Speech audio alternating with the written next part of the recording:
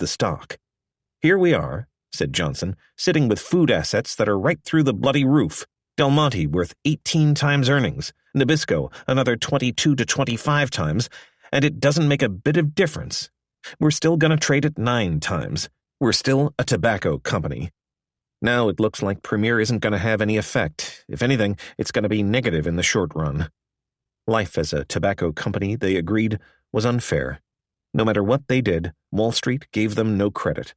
The stock stayed down. "Where the hell do we go?" Johnson asked. In the middle of Johnson's soliloquy, Henderson walked in from the practice tee. "Ross, the market is never going to give it its due," said Henderson, picking up his old theme.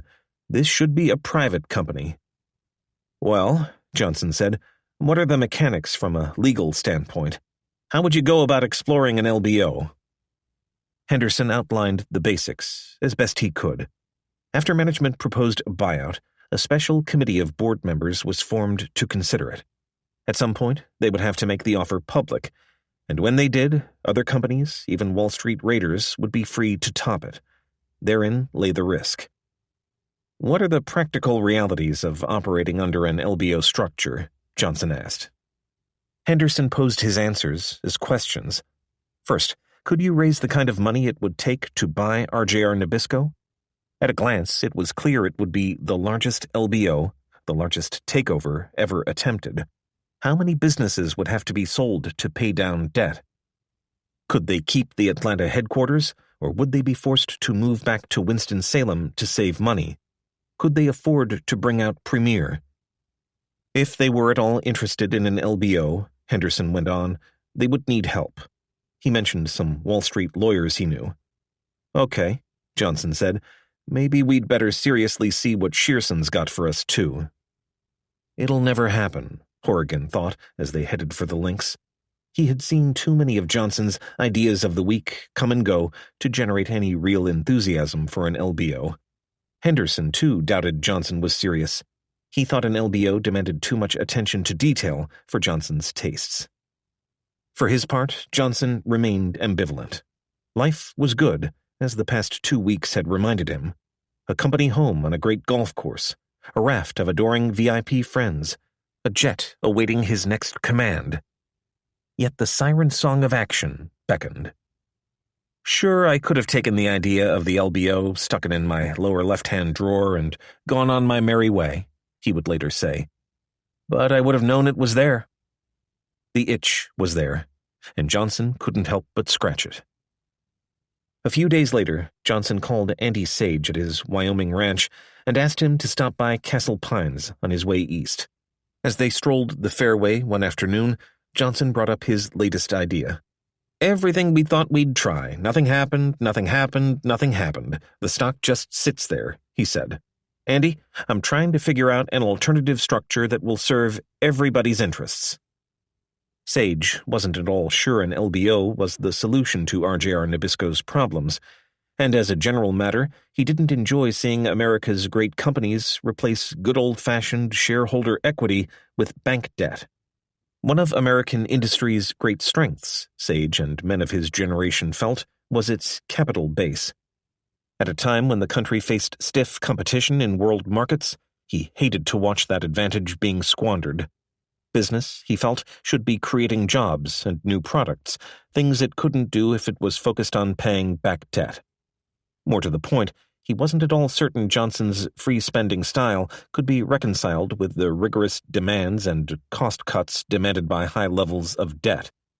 Still, he kept his doubts to himself. Johnson told Sage to call Shearson and light a fire under Project Stretch. Hill's team had already begun the arduous task of cataloging the values of RJR Nabisco's businesses. Johnson wanted the homework done by mid-September so they could quickly begin looking at the possibility of an LBO. Sage called Benevento and directed him to pull out the old LBO studies again. Still, Sage, like Horrigan, tried not to dwell on their new tack.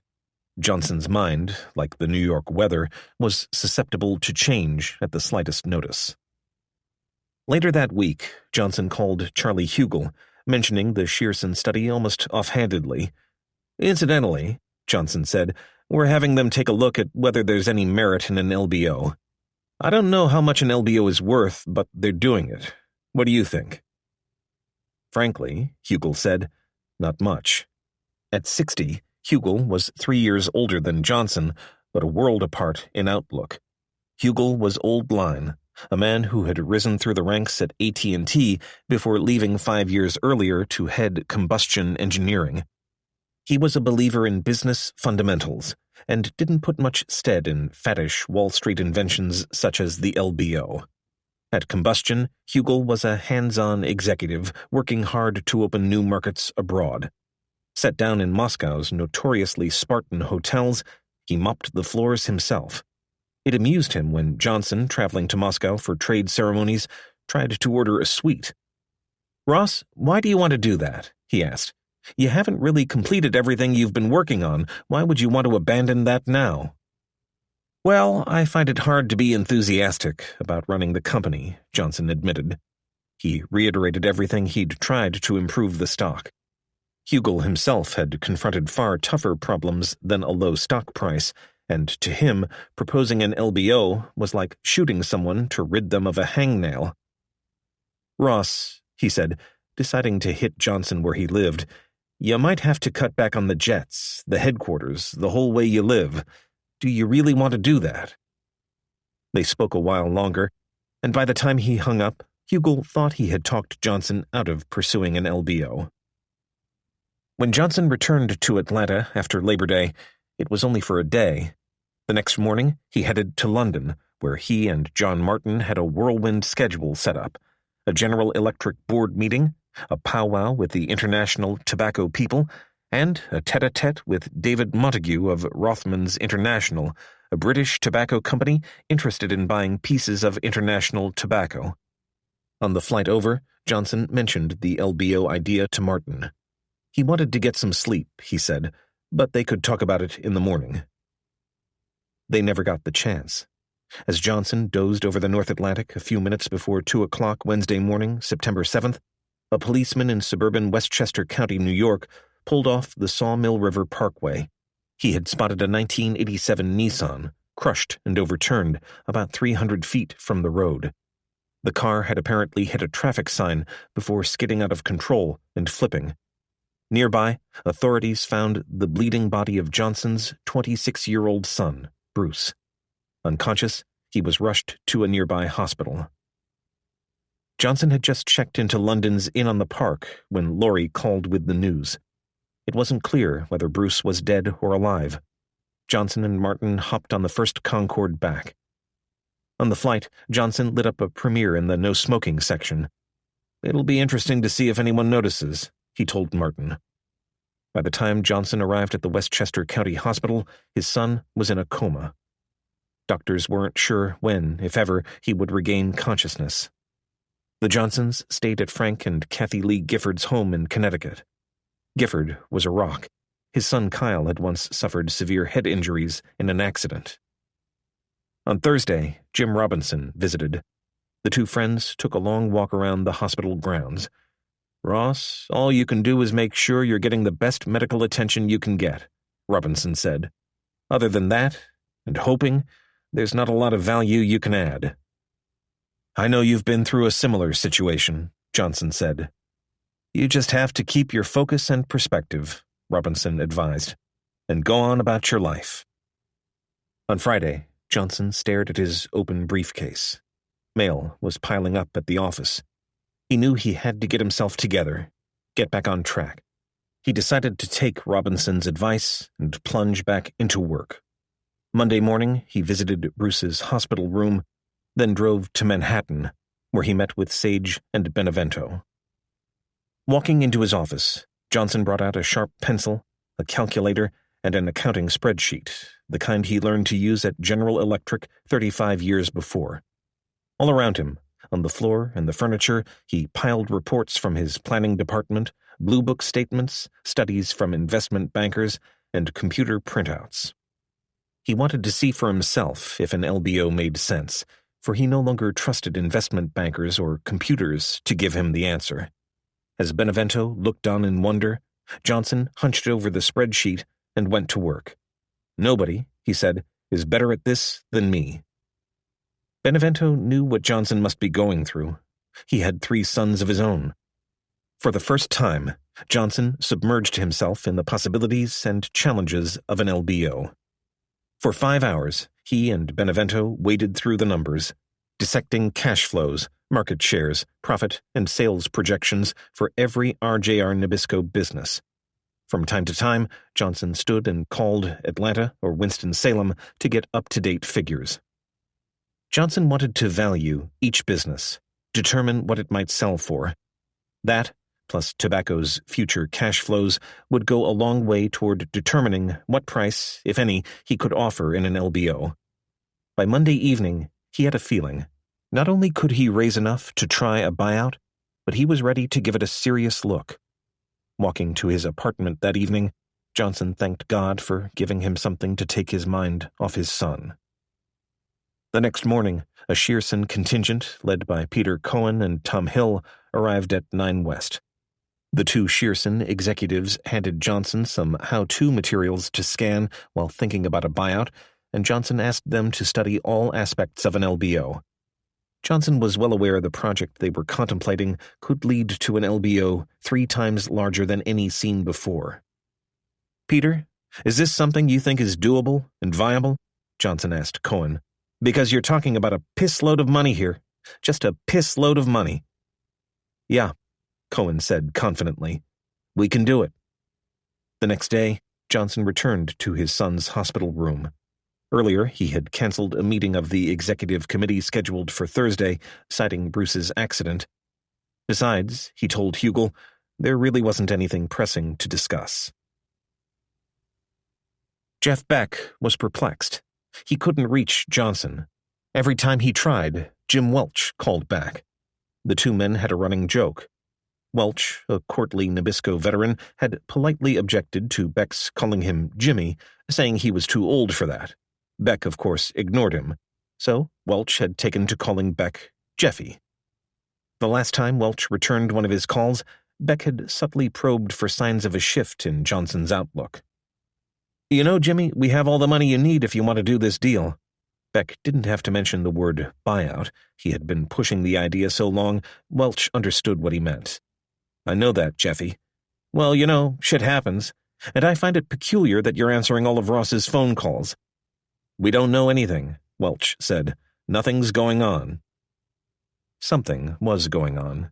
Beck could feel it. It crossed his mind that Johnson might be attempting an LBO, but he dismissed the notion. Drexel had gotten nowhere recommending that approach for 2 years now. Still, something had changed. Maybe they're preparing some kind of restructuring, Beck thought. On September 12th, he took his suspicions to a man he had courted just as fervently as Johnson, Henry Kravis. Beck had helped Kravis with a number of deals, including his largest, Beatrice. When he arrived at Kohlberg Kravis's offices, ironically just 6 floors below RJR's New York offices, Beck got right to the point. "I think it's time to do something about RJR," Beck said. "Why is that?" Kravis wondered. "For some reason, Johnson's stopped taking my calls. He's having Jim Welch call me back. We ought to just have a meeting and make an offer." "You're probably right," Kravis said. "Get me the numbers and set something up." Beck agreed. "There's a problem, though. You won't give Ross what he wants." "What's that?" Beck had talked with Johnson's people long enough to know their concerns about LBOs. Johnson simply wasn't interested in working for someone else. For one thing, he told Kravis, they'll want control of the board. "That's true, we won't give him that," Kravis said. "That's a problem." The 2 men talked a while, but came to no resolution. Nothing could be done, it was clear, without speaking to Johnson first.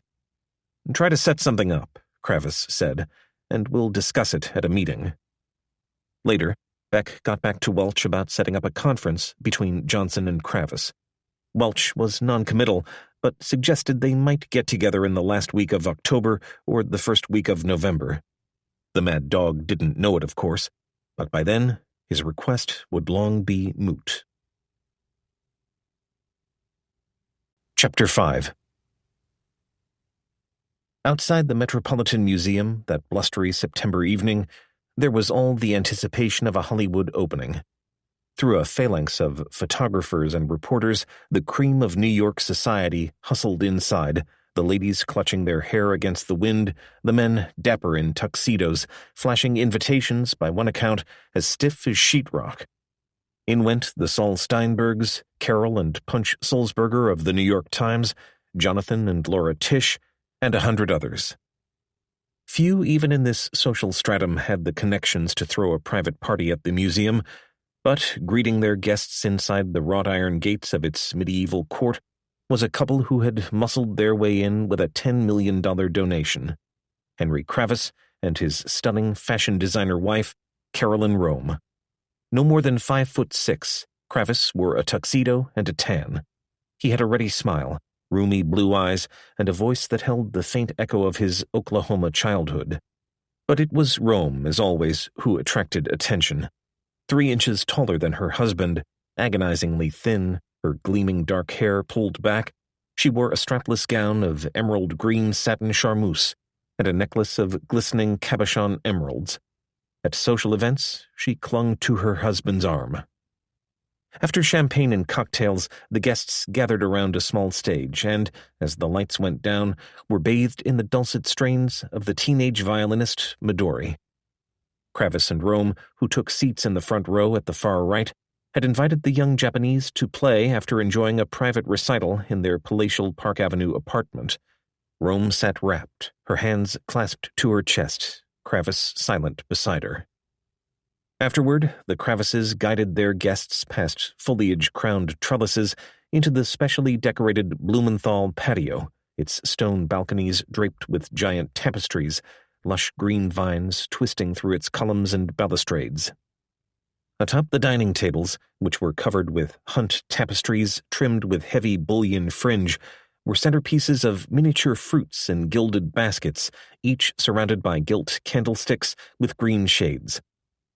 The wines, a Louis Latour Mersol 1985 and a Chateau Bechevel 1979, accompanied a dinner most notable for the inclusion of rabbit pie, which some shunted aside with a round of nervous jokes.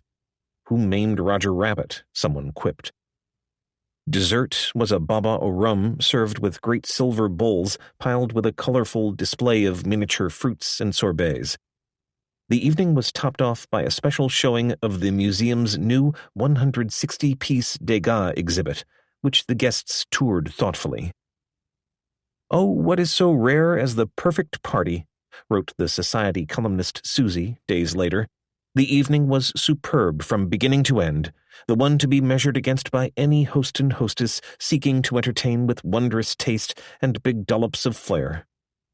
The affair was, in fact, an unofficial coronation of sorts for its hosts, Kravis and Rome, the prince and princess of the newly moneyed set dubbed Nouvelle Society. Married just 3 years, they had rocketed to the fore of Manhattan society, capturing the imagination of social climbers everywhere. Their $5.5 million Park Avenue apartment, laden with Renoirs and French antiques, was practically legend on the charity circuit. Stories of Kravis's lavish gifts to his wife were told and retold in hand-clapping, cheek-clasping awe. Yet for all the attention, Kravis himself remained something of an enigma. Friends inevitably described him as kind, gentle, and upbeat, a caring father and husband who wrote long, ardent love letters, qualities, of course, that never quite came across in his business dealings. Often characterized as even-tempered and controlled, he nevertheless had a mean streak, a tendency to dismiss a competitor like Ted Forstmann as having an Avis complex, or to remark cruelly about an overweight associate. There was a steely glint in his eyes that made one want to believe the stories of unbridled greed and ambition. And there was an air, maybe it was his cool boarding school reserve, that hinted at something tightly coiled beneath, a sense, however slight, of menace. His rise on Wall Street had been swift, even by the standards of the high-flying 80s. Practically unknown just 5 years before, Kravis and his secretive firm had ridden Wall Street's leveraged buyout wave to prominence in the mid-80s. Years later, the mystery of how Kravis had shunted aside his longtime mentor, Jerome Kohlberg, remained the stuff of drawing-room speculation. If it were ranked as an industrial company, the businesses Kohlberg-Kravis controlled, from Duracell batteries to Safeway supermarkets, would place it among the top 10 U.S. corporations. Now, with $45 billion in buying power, Kravis was the unquestioned king of Wall Street acquisitors, his war chest greater than the gross national products of Pakistan or Greece, his clout rivaling that of any in financial history. No one really knew what made Kravis run. The best guess was that it had something to do with his diminutive stature, or his father, who had made, lost, and regained a fortune by the time Kravis was born in 1944. Little in Kravis's early years foretold greatness. He grew up rich in post-war Tulsa, remembers riding his bicycle a lot, loved golf, and wasn't too keen on classes at Edison Junior High. His father, Raymond Kravis, was the son of an English tailor who emigrated to Atlantic City at the turn of the century. After working in a Pennsylvania coal mine, Ray Kravis moved to the Southwest, where he became wealthy in the roaring stock market of the 1920s. He lost everything in the crash of 1929 and, having borrowed heavily on margin, worked for years afterward to pay off his margin calls. After the war, he began a second career as a petroleum engineer, estimating oil reserves for Wall Street firms such as Goldman Sachs, and managing to amass a second fortune. When Henry was 13, Ray and Bessie Kravis sent him off to follow his older brother George to a boarding school named Eaglebrook in the hills of northwest Massachusetts. Moving on to the Loomis School in Connecticut, Hank Kravis was a popular student, vice president of the student council, scrappy captain of the wrestling team, dorm monitor. Teachers remember him as mature, purposeful, controlled. Kravis was a small boy, and sometimes seemed driven to prove himself among the bigger kids. Years later, he relished the touchdowns he scored as a high school halfback after the coach said he was too puny to play. One of his favorite memories was of his first job at 17, working in the mailroom for the Sunray DX Oil Company in Tulsa. After a few days, he had been given his first big assignment, distributing the mail for the entire company. But when he woke up on the big morning, he couldn't see. His new contact lenses hadn't been fitted correctly. The pain felt like needles being driven into his eyes. Unable to remove the lenses, his parents out of town, Kravis got in his car and, practically blinded, managed to navigate the empty, early morning streets of Tulsa to get to work. Afterward, his eyes had to be bandaged. "But I got the mail out," Kravis recalled proudly. An economics course at Loomis persuaded him to pursue a business career, and he majored in finance at tiny 600-student Claremont Men's College in California. He had applied and was accepted to his father's alma mater, Lehigh, just to show he could get in. At Claremont, Kravis spent his freshman year majoring in golf, beach, Las Vegas, and the racetrack at nearby Santa Anita. His junior year, he captained the golf team. By his senior year, he was focused on a Wall Street career. His senior thesis was on convertible debentures. Ray Kravis knew the people at Goldman Sachs, the old-line Wall Street firm, and each summer during college, his son worked there, beginning as a runner. Plunked down amid the shouting, red-faced men on the trading floor, Kravis decided he couldn't see himself among them at age 40. For one thing, he wanted an office. His senior year, Kravis secured a post-graduation internship at the Madison Fund, one of Wall Street's hot money management firms. There, he made a name for himself as a stock picker. These were the go-go years, when every stock seemed to be rising. Friends joked he could have done as well using a dartboard. In the fall of 1967, Kravis enrolled at Columbia Business School and immediately regretted it. He missed the action on Wall Street. His father persuaded him to stick with it, but Kravis called his boss at Madison, a man named Ed Merkel, who let him continue working while he completed his studies. Going through the motions, he graduated 2 years later, at the height of student riots, with an undistinguished record of B's and C's. Wall Street beckoned. Madison had acquired a small railroad, Katy Industries, and Merkel, impressed with Kravis's drive, put the young Oklahoman in charge of diversifying its businesses.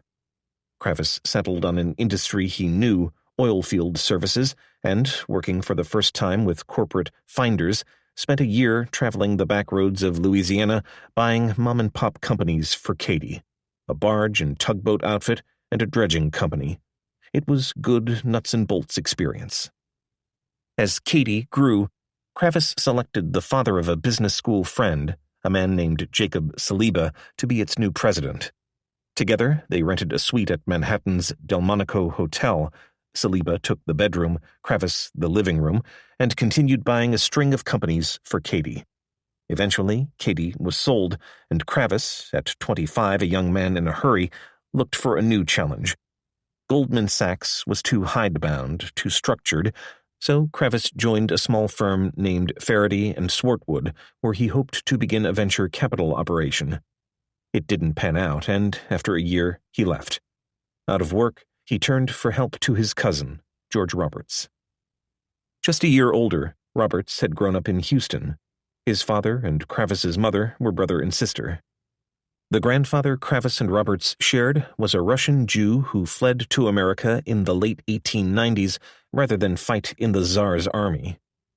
After his name was changed by an Ellis Island clerk, George Roberts joined people from his native village in Muncie, Indiana, where he eventually owned a dry goods store and the Roberts Hotel, which still stands.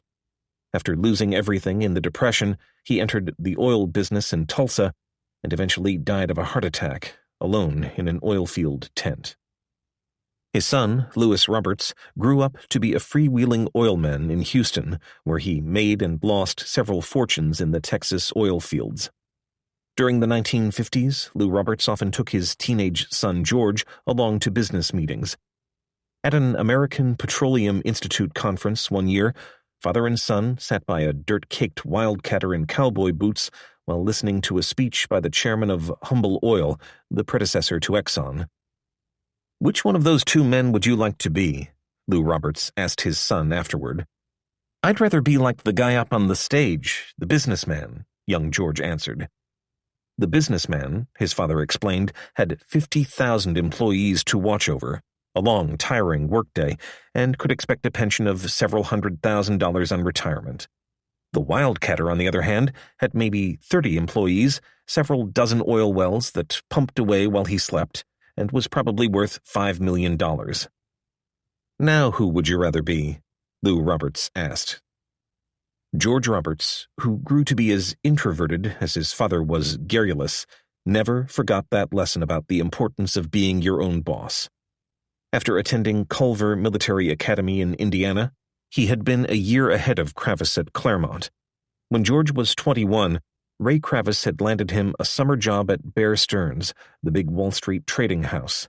Arriving most mornings before his peers, Roberts, quiet, steady, hard-working, struck up a friendship with the head of the firm's corporate finance department, Jerome Kohlberg. After law school at the University of California, Hastings, he went to work for Kohlberg full-time.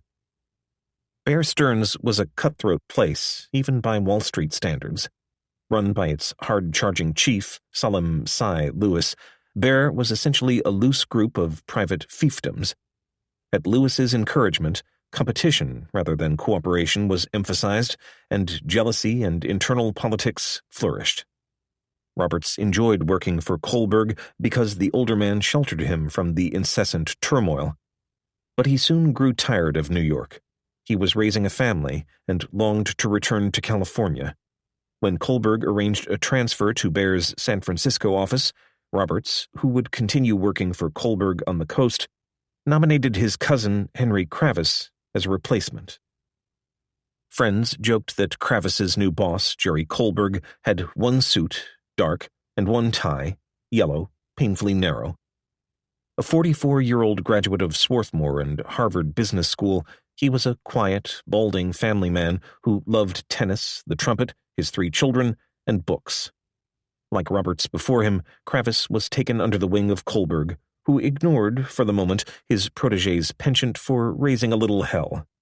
Kravis had grown into the kind of young man who, at his 30th birthday party, rode one of his gifts, a Honda motorcycle, around his Park Avenue apartment. He stopped only when the band complained. For the most part, Kravis's work under Kohlberg was the routine stuff of investment banking. Private placements, fairness opinions, stock underwritings. But in his little fiefdom, Kohlberg had also developed a profitable sideline, something known as the bootstrap deal.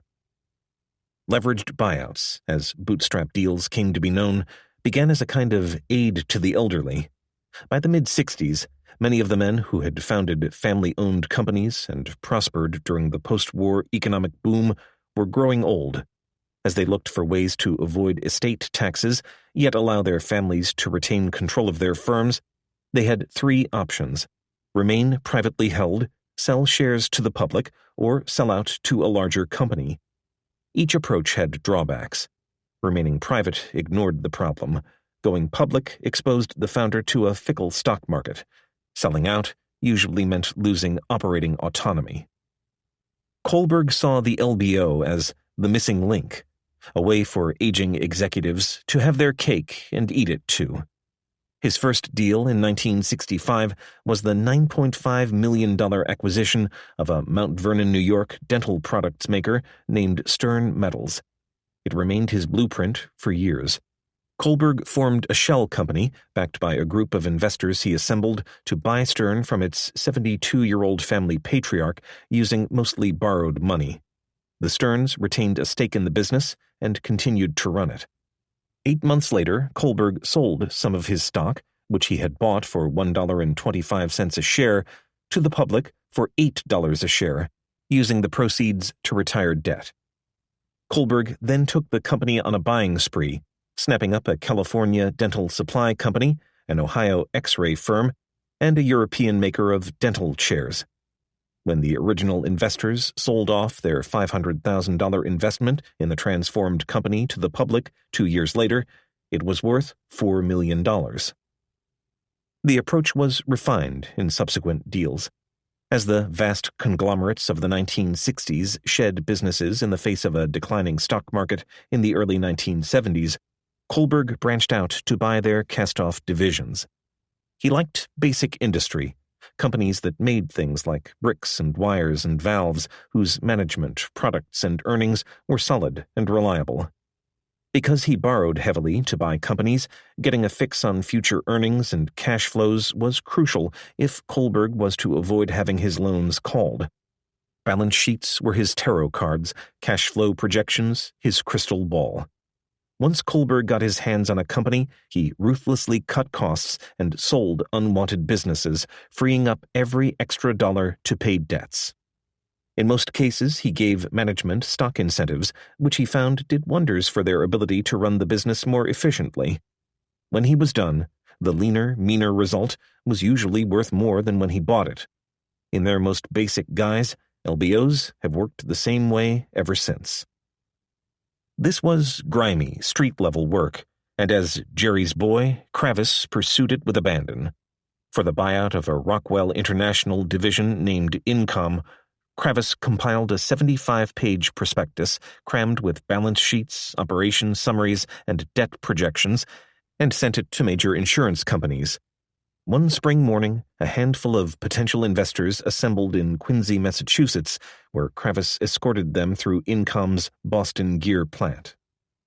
Piling into 3 limousines, the group continued on to Holyoke to tour Acme Chain, then to Fairfield, Connecticut to see Helm Bearing. Finally, they caught a plane to Cleveland to visit Incom's Air Maze and Morse Control divisions. It wasn't glamorous, but it worked. By 1973, after 3 years of tutelage, Kravis was ready to call the shots on his first deal. Like Stern Metals and other Kohlberg targets, Boren Clay Products, a small North Carolina brick maker, was owned by a strong-willed elderly founder looking to cash out before his death. Orton Boren, then in his early 70s, didn't have much use for Yankees, or, for that matter, Jews. "Boy," Boren said at one of his first meetings with Kravis, "what faith are you?" Kravis clinched. "Well, I'm Jewish." "I thought so." A pause. "You Jewish boys are pretty smart, aren't you?" Kravis gritted his teeth. If anti-Semitism was the price of success, it was the price he would pay. Over the course of a 6-month courtship, Kravis would pay plenty more. At one point, Boren showed Kravis through one of the company's brick factories. "Henry, see those kilns?" Boren asked, pointing to the giant containers where bricks were baked. "Those are just like the ovens the Germans used." He repeated the remark for emphasis. Kravis forced a smile. "Boy," Boren urged, "come on over here, a little closer, and see 'em." "Oh, no," Kravis replied. "I can see them fine from here." After buying Boren clay, Kravis moved on to Providence, Rhode Island, where he began negotiations to buy a tiny family-owned jewelry maker, Barrows Industries. "I always had the impression Henry just wanted to show he was doing better than his father," recalled its retired chairman, Fred Barrows, Jr. "He always set very strenuous goals for himself. Even then, you got the sense Henry was getting too big for Jerry Kohlberg to stomach. Henry was just so aggressive. Jerry was much more conservative." The Barrows buyout, Kravis's second deal, ended 3 years later after a series of rancorous disputes. Kravis charged that company executives were playing games with the figures to enable them to obtain incentive bonuses. Fred Barrows remembered the falling out differently. "Very frankly, I thought they were milking the company," he says. "They wanted directors' fees, but they weren't directing. And then they had what they called maintenance fees. I said, look, why do we need all this expense? It just went against my Yankee grain." In the end, Barrows bought out Kravis and his investors, giving Kravis a 16.5% annual return on his money, little better than a certificate of deposit. Kravis was disappointed, but ultimately better off. Gold prices shot up shortly after, and Barrows eventually went out of business. In fact, Kravis and Kohlberg's experience with Barrows wasn't all that unusual. After 3 successful buyouts in the mid-60s, Kohlberg had yet to discover the Midas touch that would later bring Kohlberg-Kravis to prominence. A graph of the returns from the 14 buyouts he completed between 1965 and 1975 would start high on the left, then plunge straight down, ending in a series of low hummocks. When stock prices turned down in the early 1970s, Kohlberg's returns turned dismal, at least by later standards. Eagle Motors Line, an Alabama trucking outfit acquired in 1973, was a disappointment and had to be merged with another trucker. Boren Clay, Kravis's first deal, hit a long slump before rebounding nearly a decade later. By far, Kohlberg's most spectacular failure was his 6th buyout in 1971, the $27 million acquisition of a California shoemaker, Cobbler's Industries. 3 months after George Roberts closed the deal, the company founder and creative genius walked up to the factory roof during a lunch break and committed suicide. "Jerry called me and screamed, 'The fucker jumped off the roof,'" recalls Robert Peary, a Cobbler's investor. Rudderless, its Jamestown, Pennsylvania factory washed away in a subsequent flood, Cobbler's ultimately went bankrupt. Kohlberg and his investors lost their entire $400,000 investment. As Kohlberg and the 2 young cousins spent more time on their buyouts, it took them away from the bread-and-butter business of corporate finance, prompting grumbling among many at Bear Stearns, including their boss, Cy Lewis. "Cy was a legend," says Bob Peary. "Legendarily difficult." Lewis was also a trader, and traders are notoriously short-term oriented. Decisions on the trading floor are made in a split second, profits on fractions of a point. Kohlberg's buyout business, in contrast, was based on returns that took 3, 4, 5 years to realize, an eternity to Bear's dominant trading culture. "Overnight was long-term for Bear Stearns," Kravis liked to say. Cy Lewis thought Kohlberg was spending far too much on his silly buyout sideline. It simply took too long to make a buck, when it made a buck at all. Matters came to a head in 1976 in the wake of Kravis's disastrous decision to invest in a Hartford, Connecticut direct marketing firm named Advo. Initially, he and Kohlberg had turned down the deal as too risky, but reconsidered when Travelers, the big insurance company, suggested they do it together, offering Kravis 40% of the $7.5 million acquisition for just $200,000. Hell, Kravis said, how can we lose? Easily, it turned out. Advo's business headed downhill fast. Kohlberg removed the president, leaving Kravis the interim chief for 3 weeks. Cy Lewis hit the roof when he found a Bear Stearns partner running a sputtering direct mail outfit instead of producing income for the firm. "What the hell are you doing up there?" Lewis demanded in a phone call. "God damn it, you should be at home drumming up new business. Forget this deal. We've got our fee, let's go on with the next deal." "But Cy," Kravis protested, "that's not the way it works. You've got to stick with it a while." Kravis stuck with it long enough to unload his backers' $200,000 investment for half that. Advo was a nightmare for him. If his losses weren't bad enough, Bear Stearns and several Bear partners, including Lewis, had invested alongside them in the deal, further widening the gulf between Kohlberg and his colleagues. As the political infighting worsened, Kravis threatened to quit. "Everyone, some of the partners, was telling me, do this, do that, and I didn't like anyone telling me what to do," Kravis recalled.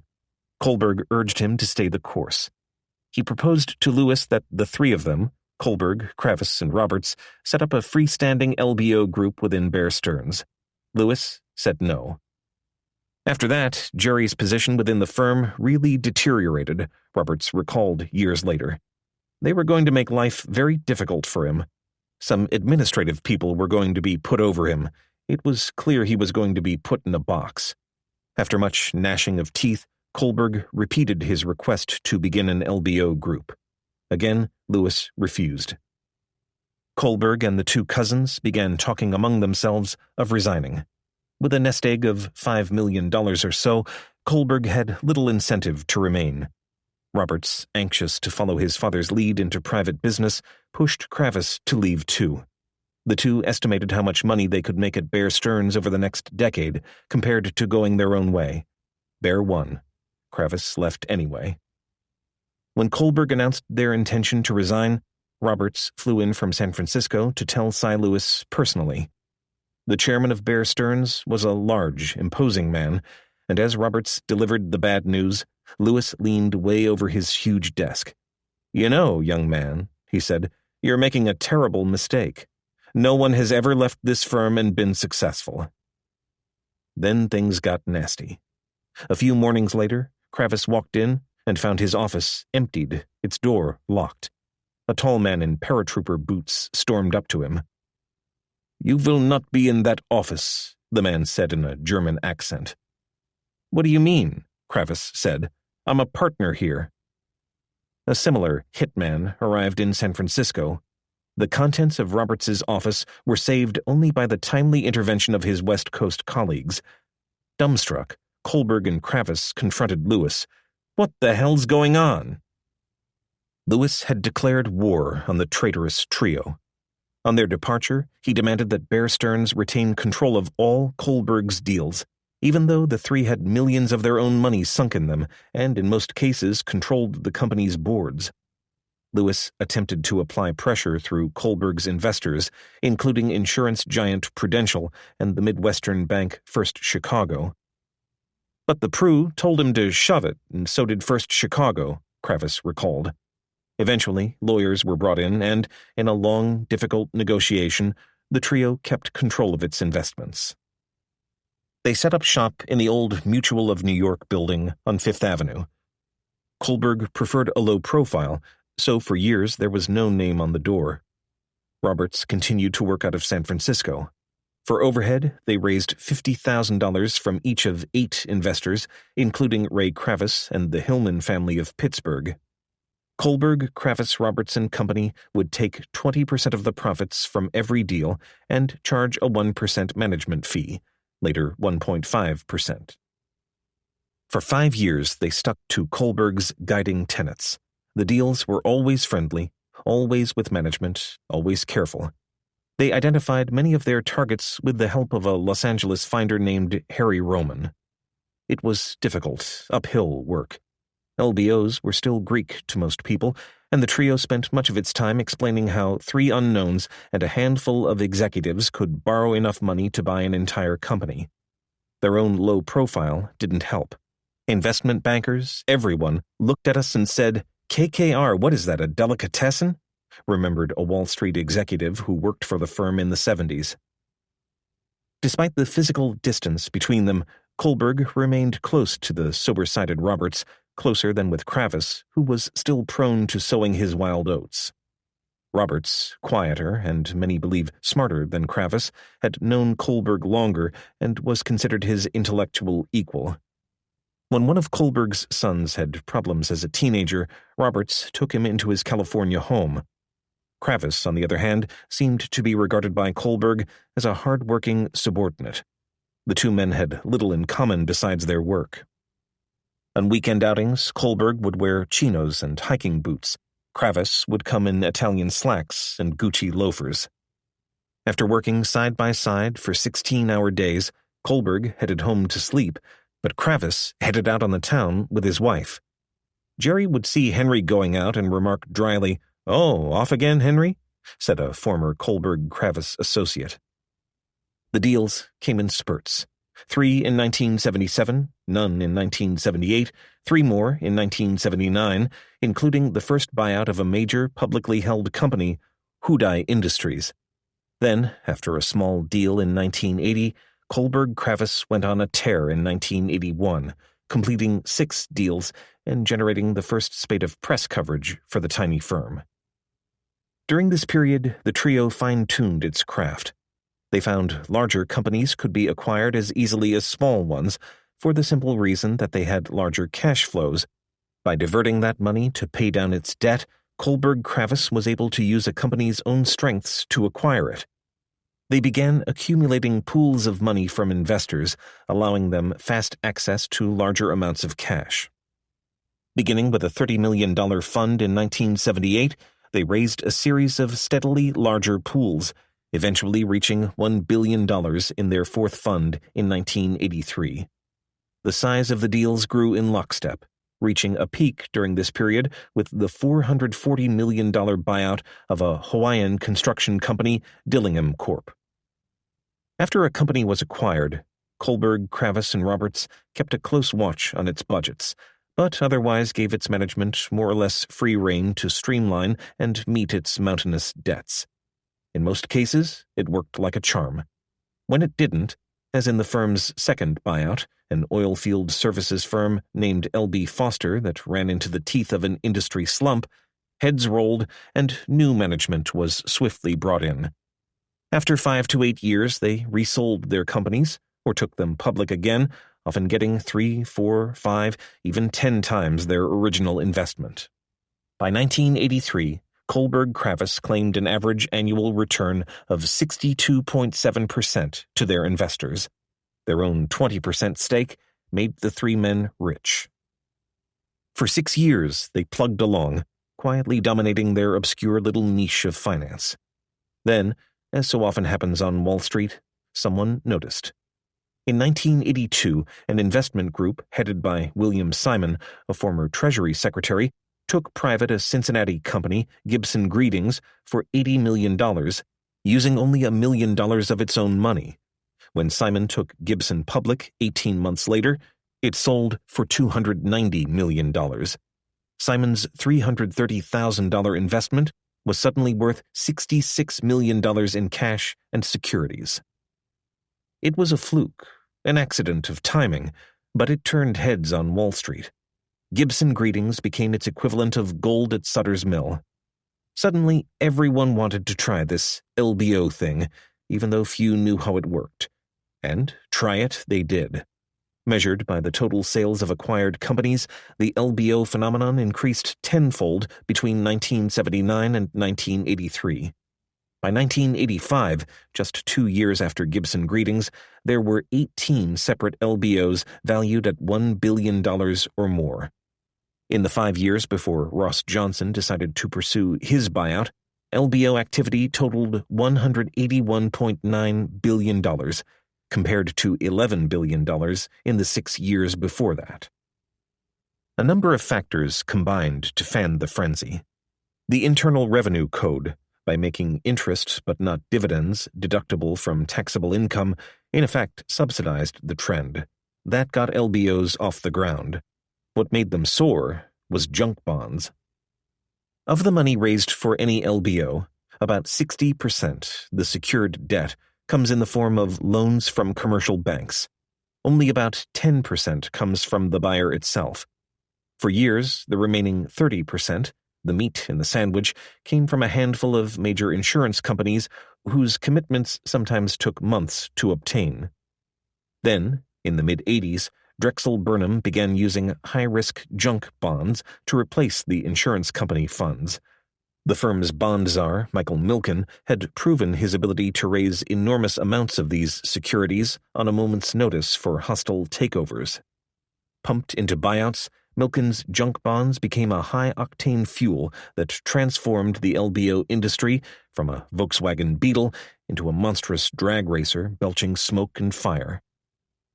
Thanks to junk bonds, LBO buyers, once thought too slow to compete in a takeover battle, were able to mount split-second tender offers of their own for the first time.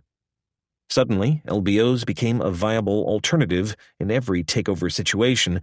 Because they held out the promise of operating autonomy and vast riches, Kohlberg Kravis and other firms were swamped with requests from chief executives to become white knight rescuers of their raider-besieged companies. It was a symbiotic relationship repeated in deal after deal. Raider seeks target, target seeks LBO, and raider, target, and LBO firm all profit from the outcome. The only ones hurt were the company's bondholders, whose holdings were devalued in the face of new debt, and employees, who often lost their jobs. In the sheer joy of making money, Wall Street didn't pay too much attention to either group. No sooner did LBOs blossom than critics took aim. The vast debt assumed by post-LBO companies worried many, including those in government. In mid-1984, the chairman of the Securities and Exchange Commission predicted that the more leveraged takeovers and buyouts now, the more bankruptcies tomorrow. A Republican SEC commissioner decried LBOs as little more than a charade. Proponents, of course, argued that LBOs actually strengthened the business community by cutting corporate flab and building leaner companies.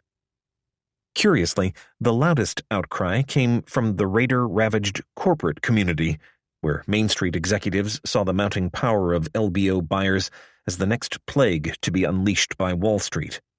A top executive of Goodyear Tire and Rubber, for one, labeled the LBO an idea that was created in hell by the devil himself. As the spiritual leader of the LBO community, Jerry Kohlberg, by 1983, was growing uncomfortable with changes in the industry he helped spawn. He still favored small, friendly deals initiated by pull-up-a-chair talks with older gentlemen. The new breed of LBO buyer was typified by the young, hard-charging investment bankers who now flocked to Kohlberg Kravis with ideas for new deals.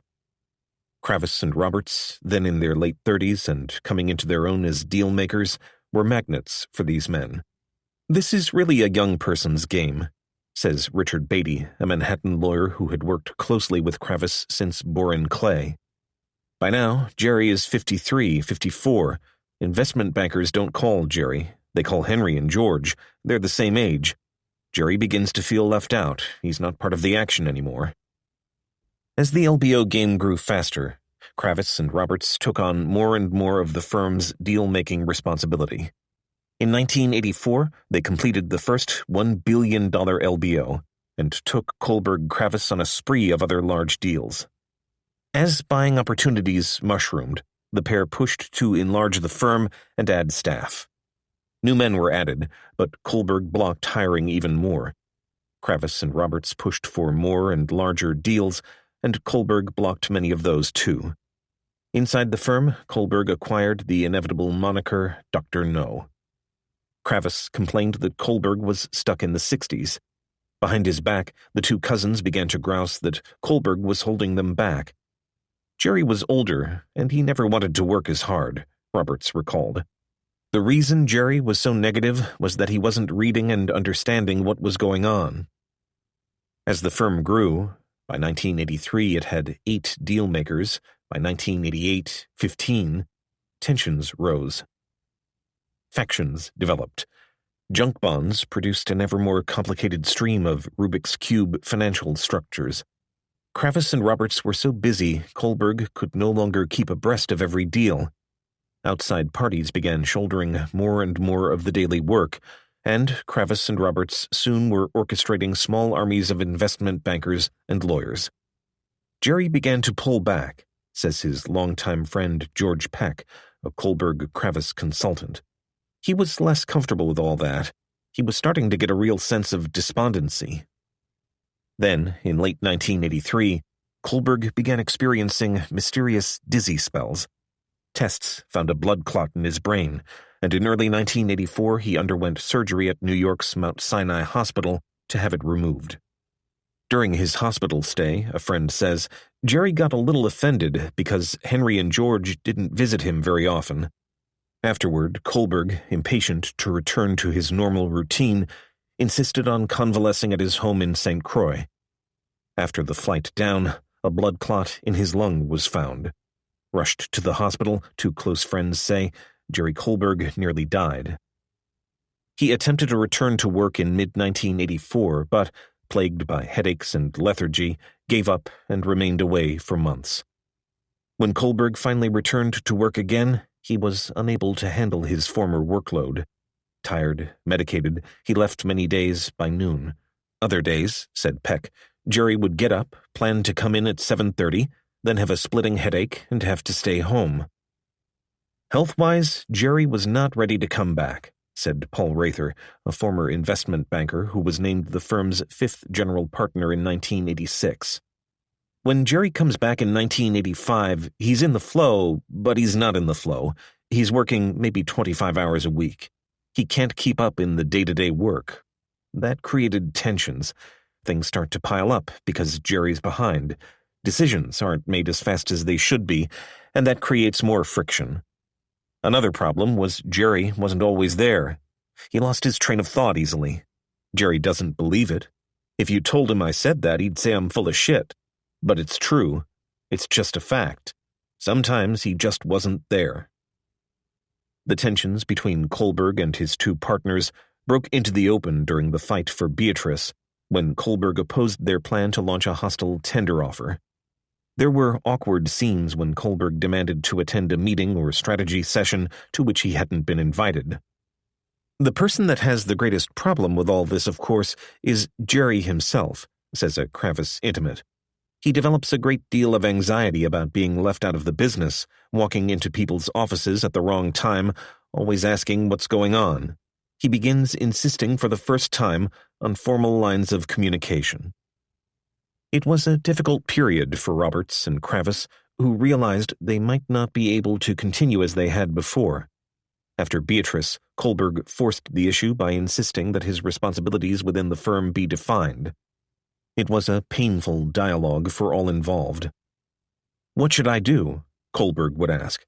What do you mean, what should I do? Kravis would reply. I don't have to tell George or the others what to do. Doesn't that tell you maybe it's time for a change? They had the same arguments over and over. You want it the way it was in the old days, Kravis would say, and it can't be. It just can't be. Times have changed. But we were partners when we started, Kohlberg said. That's true, Kravis said. But life changes. The business has changed. The simple fact was, Kravis and Roberts no longer needed their former mentor. In his absence, they had completed a number of difficult, high-profile deals, including the $2.4 billion buyout of Storer Communications. George and Henry said, hey, we're doing pretty well, says George Peck. If Jerry's not in today, no big deal. Things are being taken care of. That just killed Jerry. Says Roberts, as we needed less and less help, Jerry wanted to help more and more. In the months to come, the gap between Kohlberg and Kravis was widened by the stark difference in their lifestyles. Kohlberg was a homebody, married to the same woman for 40 years. Money hadn't changed him. He dressed simply, led a quiet family life, and spent his free time playing tennis or reading thick volumes of fiction or biography. His idea of entertaining was tossing a softball around on a Sunday afternoon and retiring early to read. Getting Jerry to go out to a cocktail party, says a friend, is a major event. Kravis, on the other hand, lived for the lush life. His first marriage on the rocks, Kravis began seeing Carolyn roam, and the couple quickly became a fixture of society pages. Every night, it seemed, they were photographed at some black tie function or another, laughing with flashy friends such as the Donald Trumps. Kohlberg didn't think it was the way a grown man ought to act. It was ostentatious, and it gave the firm a bad image.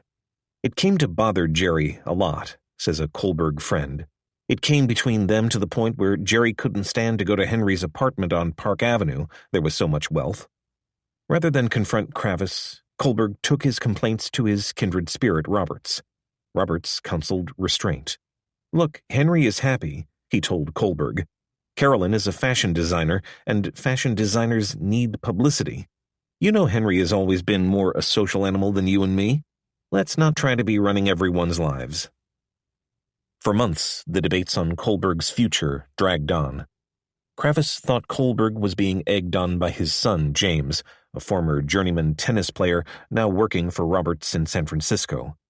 Much of the time, the three principals communicated via their friends, Beatty and Peck, who tried to keep them together. It was no use.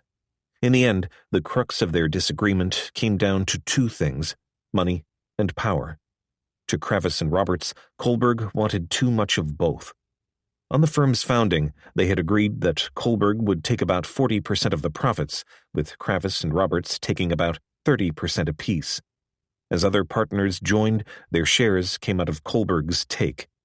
It was painful for the two cousins to tell Kohlberg he wasn't pulling his load, but as a result, they felt he shouldn't be allowed to remain an equal partner.